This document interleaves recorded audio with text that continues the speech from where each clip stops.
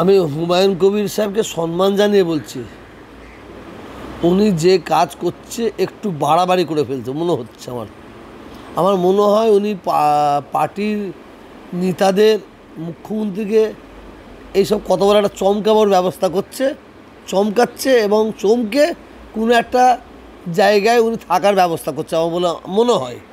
তো হুমায়ুন কবির সাহেবকে আমি বলি, আপনি রাজনীতির নেতা, মুসলমানদের নেতা হতে গেলে তার কত কত যোগ্যতা থাকার দরকার, মানে সেটা হুমায়ুন কবির সাহেবকে জানতে হবে। আর ববি হাকিম সাহেবের সঙ্গে আর হুমায়ুন কবিরের সঙ্গে যদি তুলনা করা যায়, আসমান জমিন ডিফারেন্স। ববি হাকিমের সাহেবের সঙ্গে যদি সিদ্দিকুল্লাহ চৌধুরীর সঙ্গে তুলনা করা যায়, আসমান জমিন ডিফারেন্স।